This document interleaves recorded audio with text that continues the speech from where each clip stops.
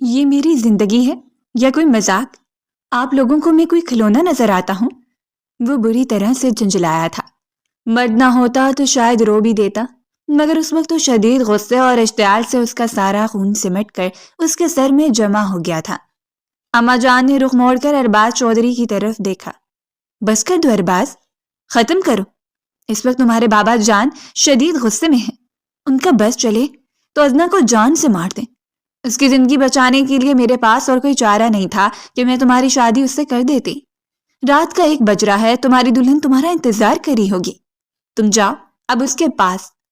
اماں جان اپنی جان چھڑانا چاہ رہی تھی۔ اکلوتا بیٹا اور وہ بھی غصے کا اس قدر تیز، اس کے ساتھ یہ سب کچھ ہوا تھا۔ وہ جانتی تھی ارباز کے لیے سب کچھ برداشت کرنا ناممکن تھا۔ وہ لب بھینچ کر 2 قدم پیچھے ہٹا۔ بہت پیاری ہے آپ کو، جس کی جان بچانے کے لیے آپ نے اپنے بیٹے کی قربانی دے دی۔ اور میرا کیا، جو میری ذلت ہوئی ہے؟ وہ میں نے آپ سے کہا تھا مجھے ابھی شادی نہیں کرنی، مگر آپ نے مجھے زبردستی شہر سے بلوایا اور آگے نتیجہ دیکھا۔ میرے سارے دوست آئے تھے اماں جان، اور اب میں انہیں صبح کیا بتاؤں گا کہ میری دلہن تو گھر سے بھاگ گئی تھی۔ اسی لیے مجبوری میں اس کی چھوٹی بہن جو صرف 17 سال کی ہے، اس کے ساتھ میرا نکاح پڑھا دیا گیا تھا۔ سو فنی ہے نا؟ وہ پھٹ پڑنے کے قریب تھا۔ اماں جان ایک تھکی ہوئی نگاہ اس پر ڈالی۔ کیا ہم اس بارے میں صبح بات کریں؟ فی الحال اپنے کمرے میں جاؤ۔ انہوں نے جیسے بات ہی ختم کر دی تھی۔ کمرے کے باہر قدموں کی چاپ ابھر رہی تھی۔ ارباز چودھری نے رخ موڑ کر دیکھا۔ اس کے بابا جان فیروز چودھری کمرے کے اندر داخل ہو رہے تھے۔ انہوں نے ارباز پر ایک نظر ڈالے بغیر اندر میز کے دراز میں سے اپنی گن باہر نکالی تھی۔ ارباز کی نگاہوں میں الجھن ابھری۔ یہ کیوں لے کر جا رہے ہیں آپ؟ وہ حیران تھا۔ فیروز چودھری نے ایک سرد نگاہ اپنے بیٹے پر ڈالی۔ میں اور تمہارے چچا تب تک چین سے نہیں بیٹھیں گے جب تک ہم ازنا کو ڈھونڈ کر اسے جان سے نہ مارتے۔ حویلی کی لڑکی نکاح سے 1 گھنٹہ پہلے گھر سے بھاگ جائے تو تمہیں لگتا ہے ہم اسے آزاد چھوڑ دیں گے؟ انہوں نے گن لوڈ کی تھی۔ ارباز خان کی رگوں میں خون جمنے لگا۔ تو آپ اسے قتل کر دیں گے؟ وہ سرد انداز میں باپ کی آنکھوں میں دیکھ کر بولا تھا۔ فیروز خان نے یوں سر ہلایا جیسے ان کے نزدیک یہ کوئی بات ہی نہ ہو۔ ہاں بالکل، اگر تم اسے ختم کرنا چاہو تو میں اسے تمہارے پاس لے آؤں گا۔ آخر کو وہ تمہاری منگیتر تھی، تمہارا پہلا حق بنتا ہے نا؟ جوان خوبرو بیٹے کے کندھے کو تب دبا کر وہ کمرے سے باہر نکل گئے تھے۔ ارباز خان ساکت کھڑا سوچتا رہ گیا، کیا میں اسے قتل کر سکتا ہوں؟ وہ لڑکی جس کے ساتھ نہ تو میرا کوئی دلی رشتہ تھا، نہ ہی کچھ جذباتی وابستگی، محض بچپن کا ایک بے نام سا رشتہ جس نے نکاح میں بدلنے کے لیے وہ شہر سے حویلی آیا تھا۔ ہاں، میں اسے ضرور جان سے مار دوں گا، کیونکہ اس نے مجھے رسوا کیا ہے، مگر رسوا کرنے والی صرف وہ تو نہیں۔ وہ نفرت سے پلٹا تھا۔ مریم کے الفاظ اس کے کانوں میں گونج کر رہ گئے۔ ازنا کی دلی خواہش تھی آپ کے ساتھ شادی کرنے کی، ٹھنڈی آہیں بھرتی تھی آپ کی تصویر کو دیکھ کر۔ اس کی تو دلی خواہش پوری ہو گئی ہو سکتا ہے اپنی بہن کو بھگایا ہی اس نے ہو۔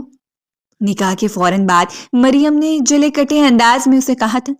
ارباز چودھری نے اس وقت تو چھوٹی بہن کو خاموش کروا دیا تھا، مگر اب اس کا روم روم سلگ رہا تھا۔ اگر تو یہ حقیقت تھی تو وہ ازنا کی جان لے لے گا، یہ بات تو طے تھی۔ ایک ایک کر کے سیڑھیاں چڑھتا وہ اپنے کمرے میں چلا آیا، جہاں انتہائی خوبصورتی سے شادی کی پہلی رات کی سجاوٹ کی گئی تھی، مگر کمرہ خالی تھا۔ کمرے میں دلہن کا کوئی نام و نشان نہ تھا۔ ارباز چودھری کا خون کھول اٹھا۔ بھاگ گئی ہوگی اپنی بہن کی طرح، یا پھر میرا سامنا کرنے کی ہمت نہیں۔ تم میں ذرا سامنے تو آؤ، میں بھی دیکھوں آخر کس خوشی میں تم میری محبت میں پاگل ہوئی پھرتی تھی۔ میں نے تو تمہیں کبھی ٹھیک سے دیکھا تک نہیں۔ وہ چبھتے ہوئے انداز میں بولا تھا۔ نظر چاروں طرف کمرے میں دوڑاتے اس نے جائزہ لیا۔ وہ کمرے میں کہیں نہیں تھی۔ کمرے کی لائٹیں روشن تھیں۔ اجلے عروسی اس طرح سجا ہوا تھا جیسے اس نے سجانے کا حکم دیا تھا، مگر اس اجلے عروسی کے درمیان میں بیٹھنے والی ہستی بدل چکی تھی۔ ازنا، کہاں ہو تم؟ سامنے آؤ، وہ یکدم گرج کر بولا تھا۔ اس کی برداشت جواب دے رہی تھی۔ یہ دونوں بہنیں اسے کھلونے کی طرح ٹریٹ کر رہی تھیں۔ ارباز چودھری کی نگاہ باتھ روم کے دروازے تک پڑی جو بند تھا۔ اس نے 2 قدم آگے بڑھائے اور اچانک ہی اس کے جوتے تلے کچھ آیا تھا۔ ارباز چودھری نے چون کر دیکھا۔ بیڈ کے نیچے سے جھانکتا ایک سرخ رنگ کا کامدار آنچل اس کی نگاہوں میں آیا تھا۔ اس نے اپنا جوتا پیچھے ہٹایا۔ جوتے کے نیچے دبا آنچل تیزی سے کسی نے بیڈ کے نیچے کھینچ لیا تھا، اور ساتھ ہی ہلکی سی سسکی بھی ارباز چودھری کے کانوں سے ٹکرائی۔ اوہ، تو تم یہاں ہو؟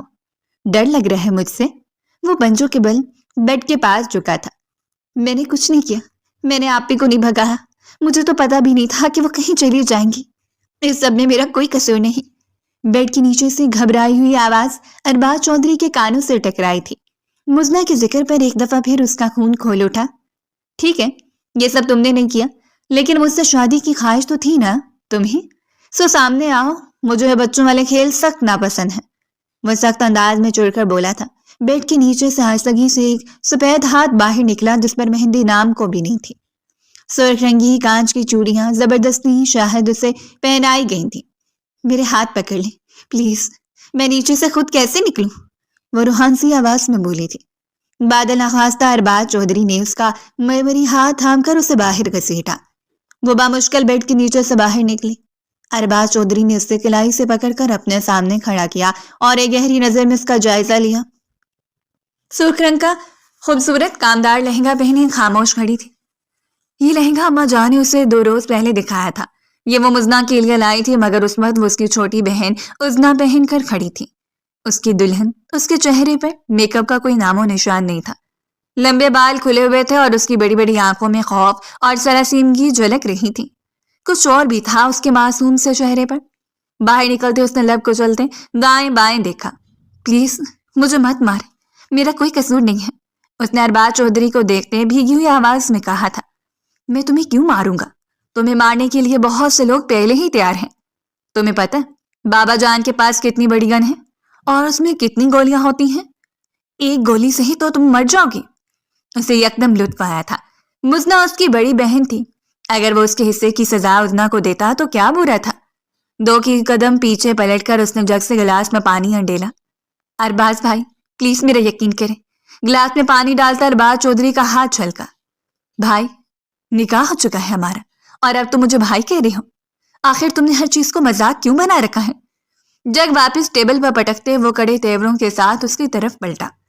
عزنہ گھبرا کر 2 قدم پیچھے ہٹی۔ ارباز، اس نے لڑکھڑاتی زبان سے ارباز چودھری کا نام لیا۔ چاروں طرف جیسے گھنٹیاں سی بجنے لگی تھیں۔ ارباز چودھری نے اپنا سر جھٹکا۔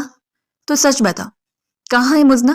تم جانتی ہو میں ساری زندگی شہر میں رہا ہوں، ہاسٹل میں رہنا، یونیورسٹی میں پڑھنا اور ایک شاندار بزنس سیٹل کرنا، یہ سب میرا واحد خواب تھا۔ 1 سے 1 لڑکیاں ہیں یونیورسٹی میں، مگر کبھی کسی کے لیے میرا دل نہیں دھڑکا، کیونکہ اس حویلی میں میرے نام کی ایک منگیتر موجود تھی۔ یہ بات سچ ہے کہ مجھے مزنہ سے کوئی خاص محبت نہیں تھی، لیکن میں رشتوں کو نبھانے والا شخص ہوں۔ جب اماں جان نے مجھے واپس آنے کا حکم دیا تو میں نے ایک لفظ بولے بغیر حامی بھر لی۔ اور تم دونوں بہنوں نے کیا کیا؟ ایک گھر سے بھاگی اور دوسری نے مجھ سے نکاح رچا لیا، کیونکہ وہ مجھ سے محبت کرتی تھی۔ ارباز چودھری نے آگے بڑھ کر اس کی کلائی جکڑی تھی۔ عزنہ کی آنکھوں میں آنسو اترے۔ اس نے اپنا سر جھکا لیا تھا۔ گویا ارباز چودھری کی بات درست تھی تو پھر ٹھیک ہے، نکاح صرف کاغذ پہ دستخط کرنے کا نام نہیں ہوتا، اور بھی بہت کچھ کرنا ہوتا ہے، اس کی بھی بہت طلب ہوگی تمہیں، ہے نا؟ عزنہ کی کمر میں ہاتھ ڈال کر اسے اپنے سے قریب کرتے ہیں وہ سلگتے ہوئے انداز میں بولا تھا۔ عزنہ نے خوفزدہ ہوتے ہوئے اس کی سمت دیکھا۔ مجھے تو پتا بھی نہیں تھا کہ آپ ہی گھر سے بھاگ جائیں گے، میں تو اپنے کالج ٹرپ سے واپس آئی تھی جب امی جان نے مجھے یہ جوڑا پہنا کر بٹھا دیا۔ پلیز میرا یقین کریں، وہ بمشکل بولی تھی، مگر ارباز چودھری نے جیسے اس کی بات سنی ہی نہیں تھی۔ اپنے اندر کھولتے لاوے پر قابو پاتے وہ جیسے اسے رون دینا چاہتا تھا، اس کی مرمری وجود کو مسل دینا چاہتا تھا۔ اس کی ہونے والی بیوی گھر سے بھاگ گئی تھی، یہ بات اس کی غیرت پر کسی تازیانے کی طرح لگی تھی۔ وہ جب تک انتقام نہ لے لیتا سکون سے نہیں بیٹھ سکتا تھا۔ عزنہ کی دبی دبی سی سسکی ارباز چودھری کے کانوں سے ٹکرائے۔ وہ یکدم رکا تھا۔ گہری سانس لیتے اس نے ایک جھٹکے سے عزنہ کو واپس بیڈ پر پٹکا۔ شرم آتی ہے مجھے تمہارے ساتھ جڑا اپنا نام دیکھ کر، کاش کہ بابا جان مجھے مجبور نہ کرتے۔ وہ شدید بے بس تھا۔ عزنہ نے آنکھیں بند کر کے رخ موڑ لیا، وہ مزید ذلت نہیں سہ سکتی تھی۔ ارباز چودھری پلٹ کر کمرے سے نکلتا چلا گیا تھا۔ اسے اپنی سہاگ رات میں کوئی دلچسپی نہیں تھی، وہ تو بس اب اس سارے جھمیلے سے نکلنا چاہتا تھا۔ یہ حویلی کے اصول اور رشتوں کی ڈور میں جکڑے ہوئے لوگ اسے ہمیشہ ناپسندیدہ رہے تھے، اسی لیے تو وہ ہمیشہ شہر کے ہاسٹل میں رہنا پسند کرتا تھا۔ کچھ روز پہلے جب اماں جان نے اسے فون کیا تھا تو وہ جھنجھلا گیا تھا۔ میرا آخری سال ہے اماں جان، چند مہینے رہتے ہیں سیمیسٹر ختم ہونے میں، اس کے بعد میں یہاں کاروبار شروع کرنا چاہتا ہوں۔ شادی کی ابھی کیا جلدی ہے، وہ جھنجھلایا ہوا تھا۔ اما جان نے اسے ٹوکا، تمہیں جلدی نہیں ہے پر تمہاری منگیتر 25 سال کی ہو رہی ہے، تمہارے چچا اور چچی اب شادی کرنا چاہتے ہیں، اس کے بعد انہیں ازنا کا بھی تو کچھ سوچنا ہے۔ وہ زینت بیگم کی مجبور کرنے پر اجلت میں حویلی واپس آیا تھا۔ کامران، صفدر اور شمائل یہ تینوں اس کے یونیورسٹی کے دوست تھے جو اس کے ساتھ واپس آئے تھے۔ راستے بھر اسے مزنا کے نام سے چھیڑتے۔ وہ لوگ اس بات سے قطعی انجان تھے کہ اس وقت مزنا نہیں بلکہ ازنا اس کی بیوی بن چکی تھی۔ ارباز چودھری کی عزلی لاپرواہی اور مزاج کا شوخ پن غائب ہو چکا تھا۔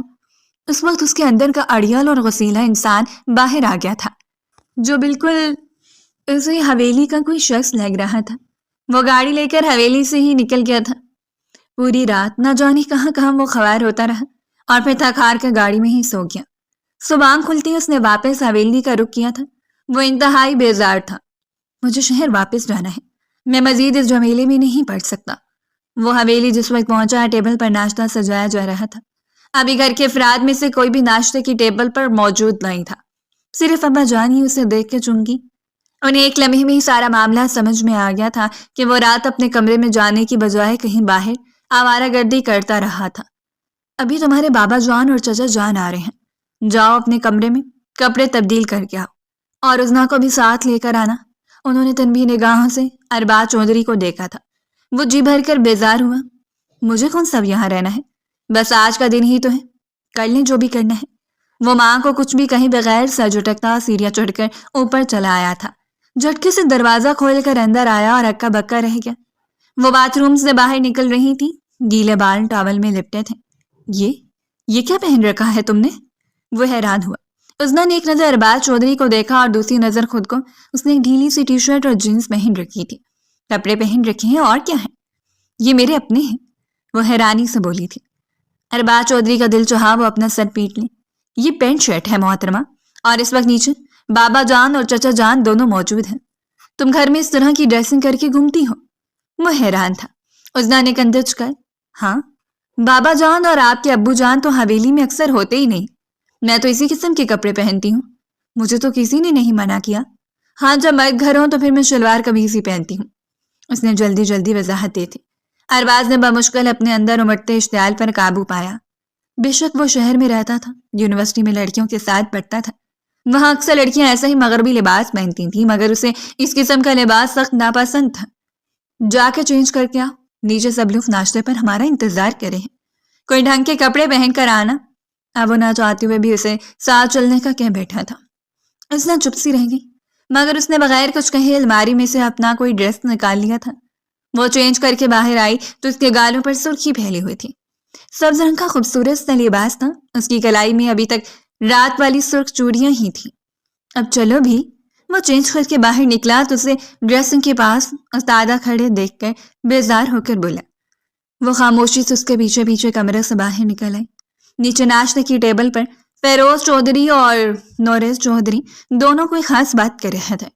دونوں کی آنکھیں سرخ تھیں، مگر ارباز چودھری اپنی چچا جان کو دیکھ کر چونکا۔ ان کے جھکے کندھے اور ملگجا لباس دیکھ کر اسے ایک لمحے کے لیے پشیمانی ہوئی۔ وہ جو خود کو سب سے زیادہ مظلوم سمجھ رہا تھا، اس کا خیال غلط تھا۔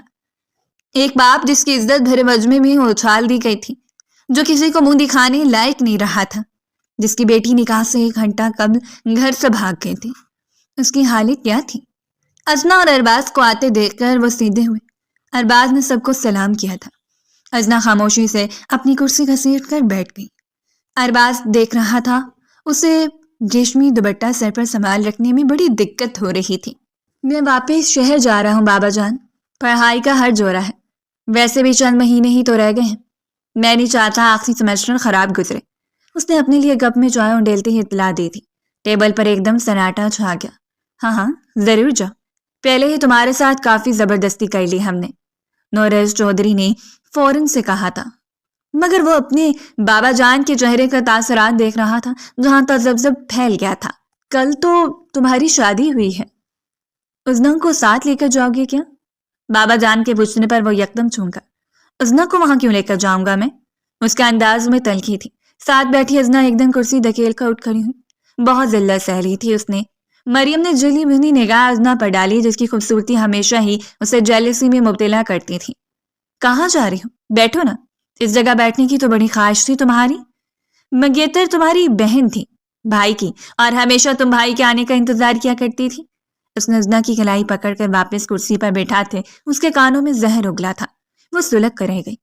تمہیں کس نے کہا کہ میں تمہارے بھائی سے محبت کرتی تھی؟ وہ چڑ کر بولی. مریم کے لبوں پر ایک زہر خند مسکراہٹ بکھر گئی. تم نے اپنا چہرہ نہیں دیکھا کیا کبھی؟ میں تو اتنی بے وقوف نہیں کہ جو تمہارے دل میں ہے وہ تمہارے چہرے سے نہ پڑھ سکوں. تم یہی چاہتی تھی نا کہ مزنا کی بجائے تمہاری شادی بھائی سے ہو جائے. مریم نے ازنا کے دکھتے دل پر پیر رکھ دیا تھا. وہ گھبرا کر اٹھی. وہ سچائی جس کا اس نے کبھی خود سے بھی اعتراف نہیں کیا تھا وہ مریم نے اس کے چہرے سے کیسے پڑھ لی؟ کیا اس بارے میں سب کو پتا تھا؟ اس نے سب کے چہروں پر دیکھا. وہ سب اسی کی سمت دیکھ رہے تھے.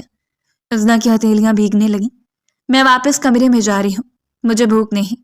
وہ پلٹ کر تیزی سے سیڑھیوں کی سمت بڑھ گئی تھی. ٹیبل پر موجود سارے خاندان کے بڑوں نے گہری سانس لی تھی. ہمیں بچوں کو تھوڑا وقت دینا چاہیے. ان سب کا یہی خیال تھا. بابا جانے سے شہر واپس جانے کی اجازت دے دی تھی. وہ چائے ادھوری چھوڑ کر اٹھ بیٹھا. اس حویلی میں اس کا دم گھٹ رہا تھا.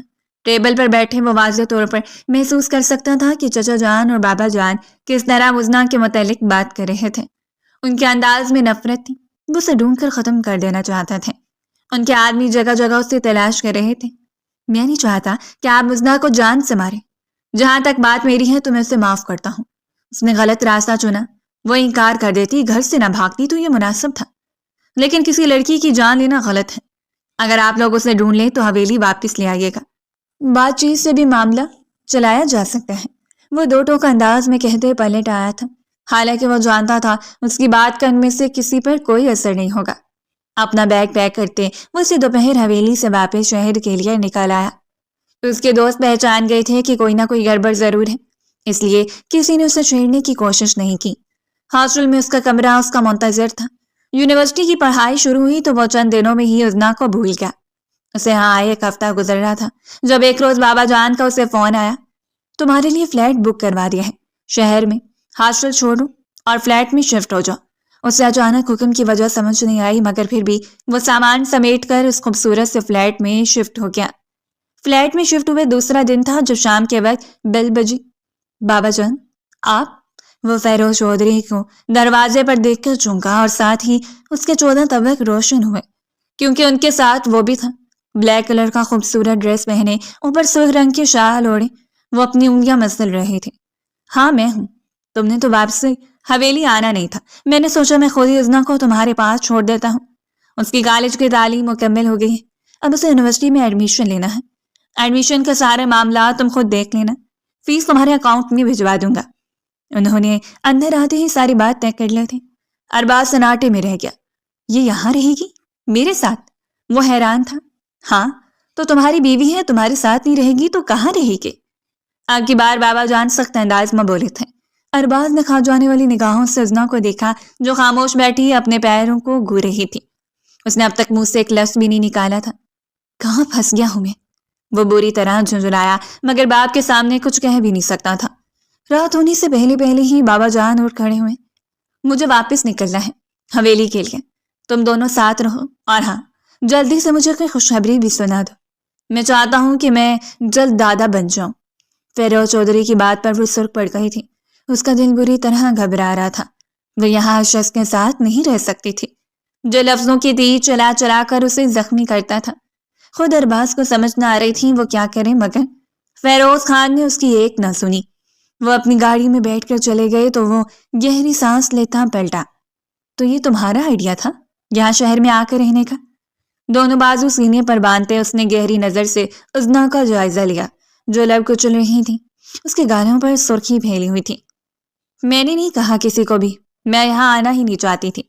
ہر کسی کو اپنی مرضی کرنی ہوتی ہے اور آخر میں سارا الزام میرے سر پر آ جاتا ہے کہ سب کچھ میں نے کیا ہے. وہ روحان سی ہو گئی تھی. ارباز کچھ کہتے کہتے رکا. سیاہ رنگ کے لباس میں اس کی سنہری رنگت دمک رہی تھی. وہ بے حد حسین تھی. وہ صرف 17 برس کی تھی اور خود ارباز 27 برس میں لگ چکا تھا. تعلیم میں کچھ سال گیپ دینے کی وجہ سے وہ ہنوز یونیورسٹی کے آخری سال میں ہی تھا. ارباز نے اپنا سر جھٹکا. کیا مصیبت ہے؟ وہ رخ موڑ کر اپنے کمرے کی سمت چلا گیا تھا. وہ وہی لاؤنج میں ہی کھڑی رہی. اس کا بیگ اس کے پیروں کے پاس ہی دڑا تھا. ارباز نے اسے بیٹھنے تک کا نہ کہا۔ وہ اسے کیا کہتا؟ خود اس کے دل کی حالت عجیب ہو رہی تھی۔ وہ کسی جوان خوبصورت لڑکی کے ساتھ رہا کبھی نہیں رہا تھا، اور اب وہ تو اس گھر میں رہنے والی تھی۔ دھیرے دھیرے وقت گزرتا گیا اور رات اس چھوٹے سے فلیٹ میں اتر آئی۔ ارباز کمرے سے رات 9 بجے نکلا۔ اسے بھوک لگ رہی تھی۔ کچن سے آتی کٹر پٹر کی آوازیں سن کر وہ چونکا۔ کیا تلاش کر رہی ہو؟ اس نے حیرت سے پوچھا۔ اندر وہ مختلف کیبنٹس کھول کھول کر پریشانی سے کچھ ڈھونڈ رہی تھی۔ لمبے بال پشت پر بکھرے ہوئے تھے اور دوپٹہ اس نے لاپرواہی سے اتار کر صوفے پر رکھ دیا تھا۔ آواز پر وہ مڑی۔ اگر آپ نے مجھے بھوکا ہی مارنا تھا تو مجھے تایا جان کے ساتھ واپس بھیج دیتے تھے۔ یہاں تو پکانے کے لیے بھی کچھ نہیں ہے۔ مجھے بھوک لگی ہے، وہ روحانسی ہو کر معصومیت سے بولی تھی۔ ارباز نے اپنی بے ساختہ امڑنے والی مسکراہٹ کو روکا۔ تمہیں میری شکل سے لگتا ہے کہ مجھے کھانا پکانا آتا ہوگا؟ میں کھانا باہر سے آرڈر کرتا ہوں میڈم۔ اگر آپ کو کھانا ہے تو بتا دیں، میں آرڈر کرنے لگا ہوں۔ اور ہاں، تم اپنا خرچہ ساتھ لائی ہو یا تمہیں میرے ہی پیسوں پر پلنا ہے؟ میں تو ابھی خود کچھ نہیں کماتا، بابا جان سے پیسے لے کر گزارا کر رہا ہوں، وہ عام سا انداز میں کہتے اپنا موبائل نکال رہا تھا۔ عظمیٰ نے ناسمجھی سے اسے دیکھا۔ میں پیسے کیوں لاؤں گی؟ تایا جان نے کہا تھا کہ شہر میں تمہارا شوہر ہے، وہی تمہارے خرچہ اٹھائے گا۔ اب آپ جانے اور تایا جان، مجھے بس کھانا کھانا ہے۔ وہ بھوک کے ہاتھوں سخت مجبور تھی۔ ارباز خاموشی سے سر ہلا کر پلٹ گیا۔ دل تو چاہ رہا تھا کہ وہ مزید اسے پریشان کرے۔ اس کی سر پڑتی صورت اسے لطف دے رہی تھی۔ کھانا آرڈر کر کے وہ ٹیبل پر بیٹھ گیا۔ مجھے یونیورسٹی میں ایڈمیشن نہیں لینا، مجھے پڑھائی اچھی نہیں لگتی، میرے تو مارکس بھی کم آئے ہیں۔ میں نے منع بھی کیا تھا تایا جان کو۔ وہ 2 قدم چل کر ٹیبل کے نزدیک آئی تھی۔ ارباز نے گہری سانس لی۔ میں اس سلسلے میں کیا کر سکتا ہوں؟ یہ سب تو تمہیں اپنی بہن کو گھر سے بھگانے سے پہلے سوچنا چاہیے تھا نا؟ ارباز کا لہجہ تلخ ہوا۔ کچھ پرانی یادیں تازہ ہو گئی تھیں۔ عظمیٰ نے گہری سانس لی۔ مجھے نہیں پتا تھا آپ یہ سب کریں گے۔ میں تو یہ بھی نہیں جانتی کہ وہ بھاگ کر گئی کس کے ساتھ ہے۔ اور آپ، تایا جان اور بابا جان کیسے انسان ہیں؟ گھر میں آپ ہی نہیں ملی تو اس کی چھوٹی بہن کو ہی قربانی کا بکرا بنا دیا۔ کیا میری اپنی کوئی زندگی نہیں تھی؟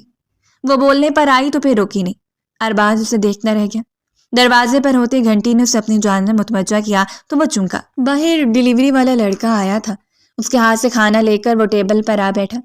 چلو کھانا کھا لو، بعد میں لڑ لیں گے، اس نے عظمیٰ کو مخاطب کیا، مگر وہ اس سے پہلے ہی کرسی گھسیٹ کر بیٹھ گئی تھی۔ جلدی جلدی ڈبے کھول کر چیک کرتے اندازہ ہو رہا تھا کہ اسے کتنی بھوک لگی ہے۔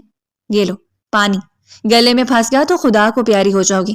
خواہ مخواہ حویلی والے مجھ سے پوچھتے پھریں گے کہ ان کی لاڈلی عظمیٰ کہاں چلی گئی۔ پانی آ کر اس نے ٹیبل پر عظمیٰ کے سامنے رکھا تھا۔ وہ مگن سے انداز میں کھاتی رہی۔ ارباز کو اپنی بھوک مرتی ہوئی محسوس ہو رہی تھی۔ جن چیزوں کا عظمیٰ کو اندازہ نہ تھا وہ ان چیزوں کو سوچ کر پریشان ہو رہا تھا۔ اب اس کی ذمہ داری تھی، اس کی حفاظت اس کا فرض تھی۔ نہ چاہتے بھی وہ ایک بوجھ تلے دب گیا تھا۔ بیڈ روم تو ایک ہی ہے، تم اندر سو جاؤ، میں یہاں صوفے پر سو جاتا ہوں۔ ارباز کو خود پر غصہ بھی آ رہا تھا کہ آخر وہ اتنی نرم مزاجی کا مظاہرہ کیوں کر رہا ہے۔ اس کی بات سن کر وہ ٹیشو سے منہ صاف کرتی اٹھ کھڑی ہوئی۔ نہیں، آپ سو جائیں اندر بیڈ پر، اتنی مہربانی کی ہے، مجھے کھانا کھلایا تو اب میں صوفے پر آرام سے سو جاؤں گی، وہ اطمینان سے کہہ رہی تھی۔ ارباز نے جھنجھلا کر اس کی سمت دیکھا۔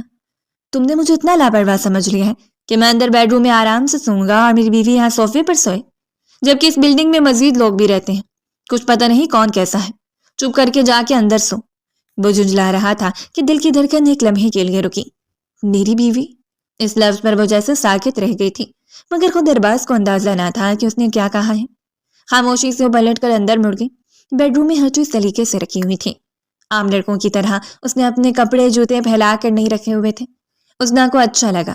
اچھا تو اسے ہمیشہ ہی لگتا تھا، بس وہ اقرار کرنے سے خوفزدہ تھی۔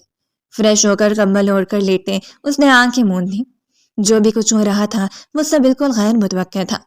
ارباز اس کا شہر میں پڑھنے والا کزن جو کبھی کبھی حویلی آتا تو سبھی کی آنکھوں کا تارا ہوتا، خود وہ بھی حیرت سے چپ چپ کر اسے دیکھا کرتی۔ وہ آتا ہی کم وقت کے لیے تھا، سال میں بس عید پر یا بقرہ عید پر، اس دوران بھی تایا جان اور تایا جان کے ساتھ ہی رہتا۔ عظمیٰ کو تو اس نے کبھی غور سے دیکھا ہی نہیں تھا۔ مریم سے ہونے والی روز کی لڑائی جھگڑے میں وہ مریم کے منہ سے یہی طعنہ سنتے، جانتی ہوں تم چھپ چھپ کے بھائی کو دیکھتی ہو، حالانکہ میری بھابھی تو مزنہ بنے گی، تم نہیں۔ وہ کبھی سرخ پڑ جاتی اور کبھی دو بدو جواب دیتی، مگر اس نے کبھی اقرار نہیں کیا تھا۔ وہ اندر ہی اندر اس کی طلبگار تھی۔ مزنہ کو خوش قسمت سمجھتی تھی، مگر اس روز جب نکاح سے صرف 1 گھنٹہ پہلے مزنہ کے کمرے سے انہیں وہ خط ملا جس میں اس نے یہ لکھا تھا کہ وہ ارباز سے شادی نہیں کر سکتی، وہ تو کسی اور کو پسند کرتی ہیں اور اس کے ساتھ حویلی سے جا رہی ہے، تو کتنا تماشا لگا تھا۔ بابا جان کے کندھے جھک گئے تھے، مگر ان کا غصہ آسمان پر تھا۔ میں اتنے مہمانوں کو واپس بھیج دوں، یہ کہہ کر کہ میری بیٹی گھر سے بھاگ گئی ہے، اس سے اچھا ہے میں خود کو ختم کر لوں۔ وہ چلا اٹھے تھے اور جواب اماں جان کالے ٹرپ سے آئی عزنا کو لے جا کر ان کے سامنے کھڑا کر دیا۔ قد کاٹ میں ایک برابر ہے، شکل صورت بھی تقریباً ایک جیسی ہے، بس عمر کا فرق ہے۔ مزنا کی بجائے اس کا نکاح کرتے اور یوں میں شخص کی دلہن بن گئی تھی جسے نہ تو حویلی پسند تھی نہ حویلی کی لڑکیاں۔ وہ تو یہاں شہر میں اپنی زندگی گزار رہا تھا۔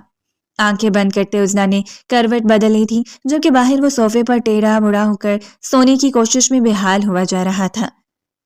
یہ عزنا کو ارباز کے فلیٹ پر آئے ہوئے دوسرا روز تھا جب وہ تھکا ہارا یونیورسٹی سے آ کے لاؤنج کے صوفے پر سو گیا تھا۔ نہ جانے رات کا کون سا پہر تھا جب اسے لگا کوئی اس کا کندھا ہلا رہا ہے۔ نیند میں ڈوبی ہونے کے باوجود وہ یکدم ہڑبڑا کر اٹھ بیٹھا۔ کون ہے یہاں؟ پہلا خیال ہی اسے عزنا کی حفاظت کا آیا تھا۔ میں ہوں عزنا، پلیز اٹھیں، مجھے بہت تیز بخار ہو رہا ہے، لرزتی ہوئی آواز سے اندھیرے میں سنائی دی تھی۔ ارباز نے سر جھٹک کر نیند کو بھگایا۔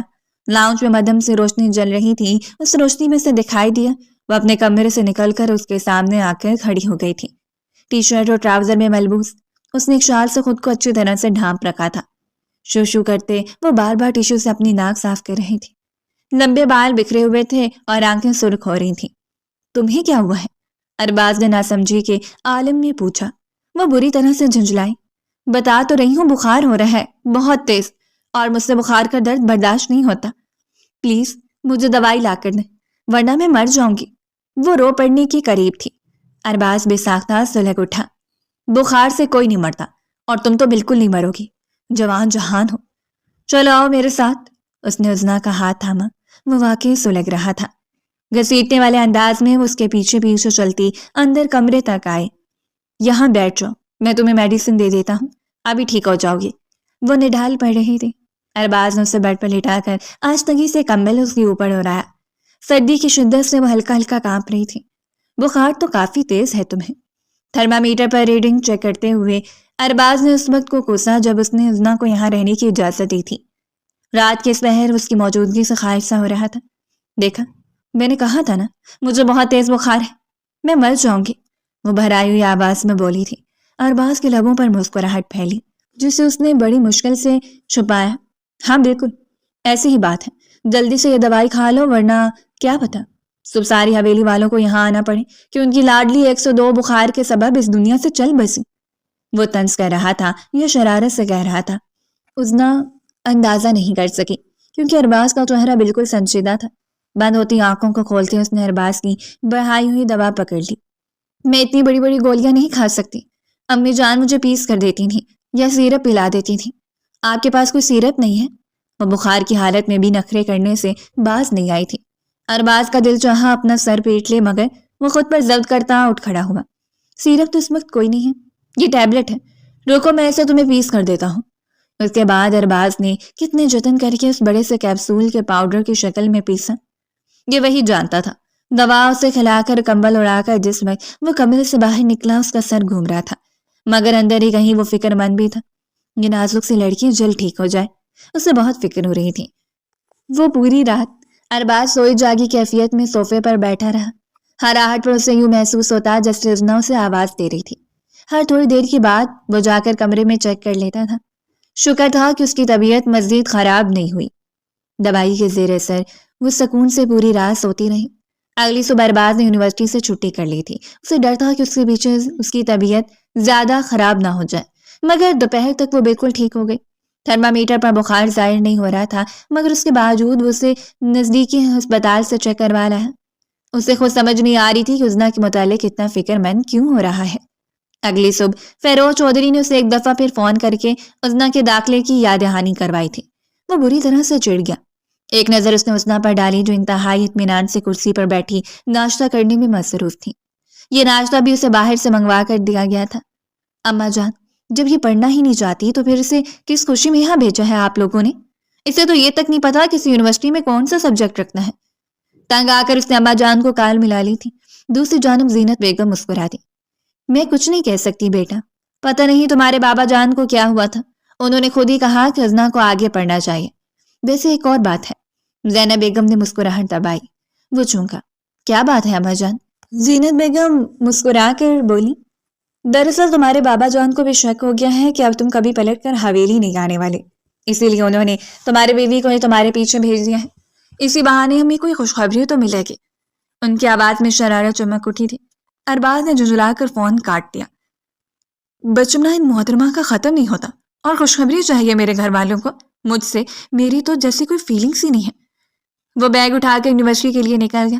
اس نے عزنا سے پوچھنے کی بھی زحمت نہیں کی تھی کہ وہ پورا دن کہاں گزارے گی۔ حال بتا یونیورسٹی کے ہر کلاس کے دوران اسے عزنا کا ہی خیال آتا رہا۔ پہلے کبھی ایسی گھبراہٹ محسوس نہیں ہو رہی تھی۔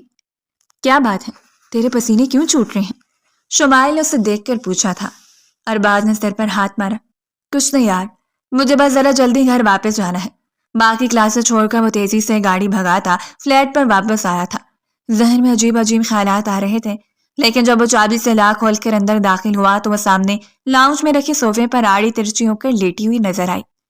سامنے ٹی وی آن تھا، وہ ٹی وی دیکھتے دیکھتے ہی سو گئی تھی۔ گہری سانس لیتا وہ 2 قدم چل کر سامنے آیا۔ گہری نیند میں اس کے چہرے پر ایک عجیب سی معصومیت بکھری ہوئی تھی۔ بالوں کی ایک لٹ گال پر جھول رہی تھی۔ موسم سرد سا تھا، اسی لیے وہ قدری سمٹ کر لیٹی ہوئی تھی۔ ارباز کے دل کی ایک دھڑکن بس ہوئی۔ وہ اس کی بیوی تھی، اس کی نکاح میں تھی، وہ اس پر پورا اختیار رکھتا تھا۔ ایک بھرپور مرد ہونے کی حیثیت سے وہ اپنا حق چرا سکتا تھا، مگر وہ گہری سانس لیتا پلٹا اور اندر سے کمبل لا کر اس نے سوئی ہوئی ازنا کے اوپر پھیلا دیا تھا۔ آپ تو روز کلاسیں چھوڑ کر آ نہیں سکتا، بہتر یہ ہے کہ اس کا یونیورسٹی میں ایڈمیشن کروا دو، کم سے کم وہاں سامنے تو رہے گی۔ اس رات اس نے یہی فیصلہ کیا تھا۔ اگلی صبح وہ اپنے ساتھ ازنا کو لے آیا۔ وہ اچھی طرح سے تیار ہو کر آئی تھی، مگر گھبراہٹ اس کے چہرے سے چھلکی پڑ رہی تھی۔ کیا کیا لکھا ہے آپ نے فارم میں؟ یا وہ مجھ سے کچھ پوچھیں گے تو نہیں؟ کالج میں میرا داخلہ فارم بابا جان نے فل کیا تھا اور وہی داخلہ کروا کے آئے تھے، مجھ سے یہ سارے کام نہیں ہوتے۔ وہ روحان سی ہو رہی تھی اور ساتھ ساتھ گھبراہٹ کا شکار بھی۔ ارباز نے گہری سانس لے کر مڑ کر اس کی سمت دیکھا۔ یہ سوال وہ صبح سے 10ویں دفعہ پوچھ چکی تھی۔ تم یہاں جنگ لڑنے جا رہی ہو؟ جو تم سے سوال جواب کریں گے؟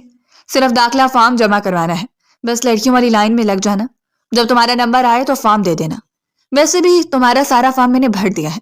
اب مجبوری یہ ہے کہ میری کچھ ضروری کلاسز ہیں، میں انہیں مس نہیں کر سکتا، ورنہ میں جمع کروا دیتا۔ اس نے حت المقدور اپنے لہجے کو نرم رکھنے کی کوشش کی تھی۔ کاغذات ترتیب سے فائل میں رکھتی وہ اپنا دوپٹہ سنبھالتی گاڑی سے نیچے اتر گئی۔ یہ لڑکیوں والی لائن ہے، یہاں لگ جاؤ، ہمیں آنے میں تھوڑی دیر ہو گئی، اس لیے رش کافی بڑھ گیا ہے۔ ویسے بھی آخری تاریخ نزدیک ہے نا، میں ایک کلاس لے کر واپس آ جاؤں گا، اگر کوئی پرابلم ہو تو مجھے فون کر لینا۔ ارباز نے اسے لمبی چوڑی نصیحت کی تھی۔ وہ سر ہلا ہلا کر سنتی چلی گئی۔ اس کے حلق میں آنسوؤں کا گولا سا اترنے لگا۔ کہاں پھنسا دیا امی جان اور بابا جان نے مجھے؟ آپ ہی گھر سے بھاگ گئی تو لازمی تھا میرا اس شخص کے ساتھ نکاح کرتے، اتنا خڑوس ہے یہ۔ فائل سینے سے لگا کر وہ انتظار میں کھڑی ہو گئی تھی۔ اس کی جانب سے مکمل اطمینان کرنے کے بعد ہی وہ اپنی کلاس کی سمت پلٹا تھا۔ آج وہ کافی زیادہ ایکسائٹڈ تھا۔ ابھی سیمسٹر ختم بھی نہیں ہوا تھا اور اسے ایک بڑی انٹرنشپ کی آفر آئی تھی۔ یوں تو وہ اپنا کاروبار سیٹ کرنا چاہتا تھا، مگر انٹرنشپ میں اسے فائدہ ہی فائدہ نظر آ رہا تھا۔ کلاس کے بعد اس کا یونیورسٹی میں ہی انٹرویو تھا۔ وہ کلاس لیتے ہی انٹرویو کے لیے آفس چلا آیا۔ موبائل نکال کر اس نے دیکھا ازنا کی کوئی مسڈ کال یا میسج نہیں تھا۔ شاید ابھی تک نمبر نہیں آیا ہوگا، ورنہ فری ہو کے مجھے میسج کر ہی دیتی۔ اس نے اطمینان بھرا سانس لیا تھا۔ موبائل جیب میں ڈالتے وہ انٹرویو پینل کے سامنے بیٹھ گیا۔ ابھی اس کا انٹرویو شروع ہوئے چند ہی منٹ گزرے تھے کہ باہر سے اچانک بھدر کی آوازیں آنے لگی تھیں۔ ارباز نے بے اختیار اپنی جگہ سے اٹھا اور اسی لمحے تڑ تڑ فائرنگ کی آوازیں پوری یونیورسٹی میں گونجی تھیں۔ وہ اندھا دھند باہر کی سمت بھاگا۔ کیسا انٹرویو، کہاں کا انٹرویو، سب ادھورا رہ گیا۔ پہلا خیال جو اس کے ذہن میں آیا وہ یہی تھا کہ ازنا یونیورسٹی میں موجود ہے اور اسے اس یونیورسٹی کا کچھ اتا پتہ بھی نہیں تھا۔ وہ آفس کا دروازہ کھول کر باہر نکلا اور سامنے کا منظر ہی تباہ کن تھا۔ یونیورسٹی میں موجود 2 گروپوں کی آپس میں شدید لڑائی ہو گئی تھی۔ دونوں جانب کے مشتعل گروپوں نے اسلحہ نکالیا تھا اور سرعام فائرنگ کرتے ہوئے ایک دوسرے کو نشانہ بنا رہے تھے۔ اسٹوڈنٹس بھاگ رہے تھے، اپنی جانیں بچا رہے تھے، کلاس سے خالی کروائی جا رہی تھی۔ ارباز کو شدید خطرے کی گھنٹیاں بجتی ہوئی محسوس ہوئی۔ بھاگتے اسٹوڈنٹس کے بیچ میں جگہ بناتے وہ اس دن بھاگا تھا جہاں اس نے عظنا کو قطار میں کھڑا کیا تھا۔ جیب سے موبائل نکال کر اس نے عظنا کا نمبر ڈائل کیا۔ فون مسلسل بج رہا تھا مگر دوسری جانب کوئی کال نہیں اٹھا رہا تھا۔ عظنا، خدا کے لیے کال اٹھاؤ، کہاں ہو تم؟ وہ مسلسل بھاگ رہا تھا، چیخو پکار بڑھتی جا رہی تھی۔ مشتعل گروپوں میں سے ایک نے اپنے ساتھ لایا ہوا سامان جلا جلا کر یونیورسٹی کے بیچوں بیچ پھینکنا شروع کر دیا تھا۔ دھوئیں کے بڑے بڑے مرغولے اٹھ رہے تھے۔ ارباز کو اپنا دماغ سن ہوتا ہوا محسوس ہوا۔ یونیورسٹی کے پچھلے کئی سالوں میں ایسا کبھی نہیں ہوا تھا۔ نامعلوم یہ سب کیا ہو رہا تھا؟ عظنا، وہ پوری قوت سے چلایا، اسے وہ کہیں دکھائی نہیں دے رہی تھی۔ بھاگتے بھاگتے اس جگہ پہنچ چکا تھا جہاں پہلے سال میں داخلے کی خواہش مند لڑکیوں کی قطاریں لگی تھیں، مگر اب وہاں کچھ نہیں تھا، صرف بھاگتے ہوئے اسٹوڈنٹس ہی تھے جو اپنی جان بچا کر یونیورسٹی سے باہر نکل رہے تھے۔ ارباز کو اپنی ٹانگوں میں سے جان نکلتی ہوئی محسوس ہوئی۔ کپکپاتے ہاتھوں سے اس نے ایک دفعہ پھر عظنا کا نمبر ڈائل کیا تھا۔ اب کی بار اس کا نمبر بند تھا۔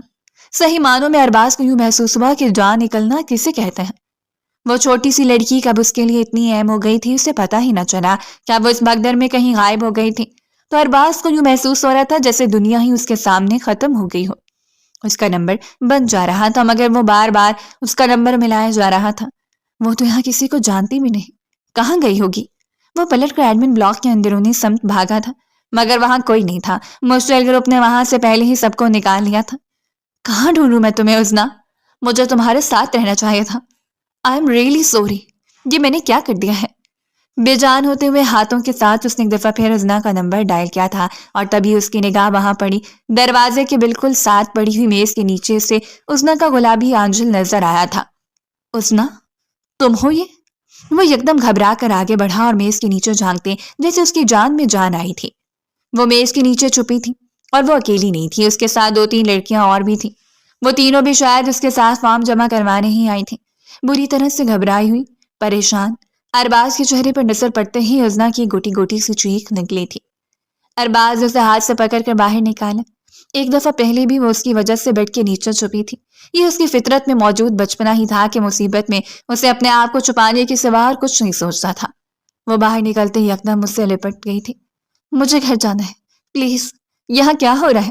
یہ سب کچھ، یہاں تو گولیاں بھی چل رہی ہیں۔ پلیز مجھے گھر لے کر جائیں، مجھے امی جان کے پاس جانا ہے۔ وہ بہت بری طرح سے گھبرائی ہوئی تھی، زاروں کی طرح رو رہی تھی۔ اس کے وجود کی لرزش ارباز کو محسوس ہوئی۔ اٹس اوکے، اٹس اوکے، سب ٹھیک ہے، میرے ساتھ آؤ، ہم گھر جا رہے ہیں، یہ سب نارمل ہے۔ اسے تسلی دیتے ارباز نے خود اپنا دل پھسلتا ہوا محسوس کیا۔ عظنا کا وجود سٹ پڑا تھا اور اسے اس حال میں نہیں دیکھ پا رہا تھا۔ ٹیبل کے نیچے سے موجود دوسری لڑکیاں بھی نکل آئی تھیں۔ ارباز نے مڑ کر انہیں تسلی دینا چاہی اور عین اسی لمحے ایک اندھی گولی نے ان میں سے ایک لڑکی کا شکار کر لیا۔ گولی لڑکی کے کندھے میں لگی تھی۔ ایک چیخ مار کر وہ زمین پر گری۔ عظنا کی آنکھیں بے یقینی سے پھیلیں اور ارباز نے اسے چھوڑ کر نیچے گرتی لڑکی کو تھاما تھا۔ خون تیزی سے بہہ رہا تھا۔ وہ میچور تھا، جانتا تھا اگر خون اس لحاظ سے بہتا رہا تو لڑکی کو بچانا مشکل ہو جائے گا۔ دیکھو عظنا، بہادر بنو، سب ٹھیک ہے، ہمیں یہاں سے نکلنا ہے، باہر میری گاڑی کھڑی ہے، ہم اس لڑکی کو ہاسپٹل لے کر جائیں گے۔ اس نے مڑ کر عظنا کو سمجھانے کی کوشش کی تھی۔ خوف، گھبراہٹ اور سرسمگی کے عالم میں اس نے بے اختیار اس بات میں سر ہلا دیا۔ زمین پر بے ہوش پڑی لڑکی کو اٹھا کر وہ آفس سے باہر نکلا۔ باہر پولیس آ چکی تھی، جلاؤ گھیراؤ میں کافی حد تک کمی آ رہی تھی۔ مشتعل گروپ کے لوگوں کو پکڑا جا رہا تھا مگر پوری یونیورسٹی میں ایک افراتفری کا عالم تھا۔ ارباز جانتا تھا اگر اس نے سرکاری اداروں پر چھوڑا تو نہ جانے لڑکی بچے گی یا نہیں، سو اسے لیے اندھا دھند باہر کی سمت بھاگا۔ اس کی شرٹ کو تھامے وہ بالکل اس کے پیچھے پیچھے تھی جیسے سارے زمانے سے چھپ جانا چاہتی ہوں۔ لڑکی کو گاڑی میں ڈالتے اس نے عظنا کو اگلی سیٹ پر بٹھایا۔ وہ لرز رہی تھی۔ سب ٹھیک ہے، تم ٹھیک ہو، تمہیں کچھ بھی نہیں ہوا، بس ہم اس لڑکی کو ہاسپٹل پہنچائیں گے، اس کی فیملی کو فون کریں گے اور پھر میں تمہیں گھر لے جاؤں گا۔ وہ اس کی سفید پڑتی رنگت کو دیکھ کر اسے تسلی دینے والے انداز میں بولا تھا۔ اسے ڈر تھا کہیں وہ بے ہوش نہ ہو جائے مگر وہ خاموش بیٹھی رہی۔ گاڑی اسپتال کے سامنے رکی تو ارباز نے اسٹریچر منگوا لیا۔ لڑکی کا کافی خون بہہ چکا تھا سو اسے فوراً ایمرجنسی میں لے جایا گیا۔ تم ٹھیک ہو؟ ارباز نے عظنا کا ہاتھ آہستگی سے تھاما تھا۔ وہ یکدم پھوٹ پھوٹ کر روتے اس کے بازوں سے لگ گئے۔ ارباز نے گھبرا کر آس پاس دیکھا۔ جلدی میں اسے بس یہ نیم سرکاری اسپتال ہی ملا تھا جہاں وہ لڑکی کو لے آیا۔ وہاں موجود افراد اب ان دونوں کو عجیب سے نگاہوں سے دیکھ رہے تھے۔ سب ہمیں دیکھ رہے ہیں، اب چپ کرو، سب ٹھیک ہے، اتنا بہادر تو بننا ہی پڑے گا تمہیں۔ اس کا کندھا تھپتھپاتے ہوئے اسے چپ کروانے کی کوشش کر رہا تھا اور تبھی اس کے لبوں سے بے آواز نکلا، مزنا۔ اپنے آنسو صاف کرتی عزنا نے چون کر دیکھا۔ وہ ایک سمت میں دیکھے جا رہا تھا جہاں ایک اسٹریچر پر موجود لڑکی کو ایمرجنسی میں لے جایا جا رہا تھا۔ مزنا؟ وہ مزنا آپی ہے، عزنا کے لبوں سے نکلا تھا۔ وہ اندھا دھند اسٹریچر کی سمت دوڑی۔ اسٹریچر پہ پڑی لڑکی کا نیلا پڑتا چہرہ اس نے پہچان لیا تھا، وہ اس کی بہن تھی۔ ارباز اس کے پیچھے پیچھے ہی بھاگا تھا۔ دونوں آگے پیچھے ہی ایمرجنسی وارڈ میں داخل ہوئے۔ لڑکی نے زہر کھایا ہے، خودکشی کی کوشش کی ہے، پولیس کو بلاؤ۔ ڈیوٹی پر موجود ڈاکٹر نے بیزاری سے مزنا کا جائزہ لیا تھا۔ وہ نیلی پڑ رہی تھی، منہ سے جھاگ نکل رہا تھا۔ یہ لڑکی میرے گھر میں کرائے پر رہ رہی تھی، ایک لڑکے کے ساتھ آئی تھی کچھ دن پہلے، دونوں نے گھر سے بھاگ کر شادی کی تھی۔ وہ لڑکا تو 2 دن بعد ہی کہیں غائب ہو گیا۔ یہ اکیلی اس کا انتظار کر رہی تھی۔ میں نے اسے سمجھایا بھی کہ اپنے گھر واپس چلی جائے مگر یہ نہ مانی، کہتی تھی واپس گئی تو اس کے گھر والے سے جان سے مار دیں گے، اسی لیے شاید آج خود ہی اس نے زہر کھا لیا ہے۔ مزنا کو لانے والی ایک عمر رسیدہ سی عورت افسوس سے کہہ رہی تھی۔ عزنا کے لبوں سے چیخ نکلی۔ ڈاکٹر ان کی جانب متوجہ ہوا تھا۔ ارباز نے آہستگی سے ڈاکٹر کے کندھے پر ہاتھ رکھا۔ لڑکی میرے جانے والی ہے، آپ ٹریٹمنٹ کیجیے۔ ڈاکٹر گھبرا کر مزنا کی سمت متوجہ ہوا۔ ارباز کا سوٹ بوٹ اس کا حلیہ بتا رہا تھا کہ وہ کسی امیر گھرانے سے تعلق رکھتا ہے۔ آپی پلیز ہوش میں آئے، کیا ہو گیا ہے آپ کو؟ کیوں کیا آپ نے یہ سب؟ عزنا تڑپ رہی تھی، مزنا کو اٹھانے کی کوشش کر رہی تھی اور صرف ایک لمحے کے لیے مزنا کی بے جان ہوتی آنکھوں میں شناسائی کی رمق چمکی۔ اس نے اپنی اوپر جھکی عزنا کو روتے ہوئے دیکھا تھا۔ اس کا کرتا ہوا وجود ایک لمحے کے لیے ڈھیلا پڑا اور 2 آنسو اس کی آنکھوں سے ٹوٹ کر بالوں میں جل سے بھگ گئے تھے۔ آئی ایم سوری پیشنٹ مر چکی ہے، زہر نے پورے جسم میں اپنا اثر دکھا دیا ہے۔ ڈاکٹر نے ٹھنڈے بے تاثر انداز میں معذرت کر لی تھی۔ ارباز نے آگے بڑھ کر روتی بلکتی عزنا کو سنبھالنا چاہا مگر وہ غم سے نڈھال ہو رہی تھی۔ جدا ہوئی بہن ملی بھی تھی تو کس حال میں؟ اسے بازوؤں میں تھامے وہ ایمرجنسی روم سے باہر لے آیا۔ فون پر حویلی والوں کو مزنا کی موت کی اطلاع دیتے وہ خود کڑے ضبط سے گزر رہا تھا۔ وہ اس کے چچا زاد تھی۔ اب یوں اپنے سامنے ایک رشتہ دار کی موت دیکھنا آسان نہیں تھا۔ جس وقت تک اس نے مزنا کی باڈی اپنے نام پر ریسیو کی، حویلی کے کئی سارے افراد اسپتال پہنچ چکے تھے۔ کسی کو اندازہ نہ تھا کہ وہ یوں اس حال میں ملے گی۔ بابا جان اور چچا جان جسے مارنے کی خواہش رکھتے تھے، سرخ آنکھوں اور جھکے کندھوں کے ساتھ اس کی لاش وصول کر رہے تھے۔ کیوں کیا آپ نے یہ سب کچھ؟ آپی، کیوں رات کے اندھیرے میں آپ نے اپنے گھر کو چھوڑا ایک انجان آدمی کی خاطر؟ کیا آپ نہیں جانتی تھی کہ دنیا بھوکے بھیڑیوں سے بھری ہوئی ہے؟ یہاں والدین کی دہلیز چھوڑنے والی لڑکیوں کا یہی انجام ہوتا ہے جو آپ کا ہوا۔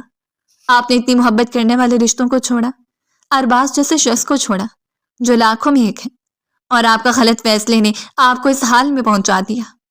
نزنا کی میت کے سرہانے بیٹھے وہ پھوٹ پھوٹ کر روتی تھی۔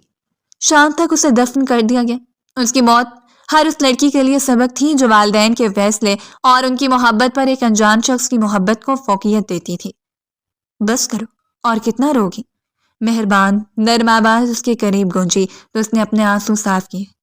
آپ کو تو بہت خوشی ہوئی ہوگی نا کہ مزنا آپی نے آپ کو ٹکرایا تو ان کا انجام کیا ہوا؟ وہ تلخ انداز میں بولی تھی۔ ارباز گہری سانس لیتا اس کے برابر میں بیٹھا۔ نہیں، ایسے نہیں ہے، مجھے اس کے لیے بہت دکھ ہے۔ میں اس سے محبت نہیں کرتا تھا مگر کسی بھی لڑکی کے ساتھ یہ سب ہو میں نہیں چاہتا۔ مزنا کو زہر نہیں کھانا چاہیے تھا مگر شاید قدرت کو یہی منظور تھا۔ اس نے عزنا کا سر پڑتا ہاتھ تھاما۔ میں خوش ہوں کہ تم میری بیوی ہو، مجھے اعتراف کرنے میں کوئی دقت نہیں کہ میں تم سے محبت کرنے لگا ہوں۔ آج جب یونیورسٹی میں نے تمہیں کھو دیا تو مجھے یوں لگا جیسے میں تمہیں اب کبھی ڈھونڈ نہیں سکوں گا، اور اس وقت جو میرے دل کی حالت ہوئی وہ میں ہی جانتا ہوں۔ میں جانتا ہوں تمہارے لیے اس رشتے کو نبھانا آسان نہیں مگر میری محبت کی خاطر اپنے دل کو کشادہ کر لو، میں تمہیں ہمیشہ خوش رکھوں گا۔ انتہائی چاہت سے کہہ رہا تھا عزنا کہ آنسو خشک پڑنے لگے۔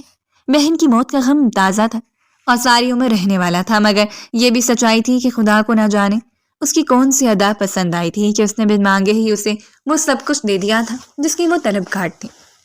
گہری سانس لیتے ازنا کے دل سے مزنا کے لیے ایک دعا نکلی، چلو اٹھو، یہاں بہت ٹھنڈ ہے۔ ارباز اٹھ کھڑا ہوا اور اس نے ہاتھ بڑھا کر ازنا کو بھی اٹھا لیا تھا اور دونوں ایک ساتھ اندر کی سمت چل دیے تھے۔ اسی رات بابا جان نے ان دونوں کو اپنے کمرے میں بلوا لیا تھا۔ مجھے لگتا تھا حویلی اور حویلی کے اصول ہی سب کچھ ہیں۔ مزنا جس وقت اس گھر سے بھاگ کر گئی تو مجھے یوں لگتا تھا جیسے اس حویلی کی چھت میرے سر پر آن گری ہو، میں لوگوں کی نظروں میں ایک حقیر کیڑے جیسا بن گیا ہوں۔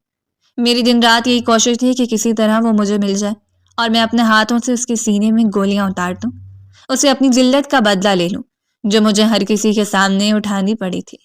لیکن آج اس کی لاش دیکھتے ہوئے روح تک کانپ کر رہ گئی۔ کیوں میری حویلی کے اصول اتنے نرم نہیں تھے؟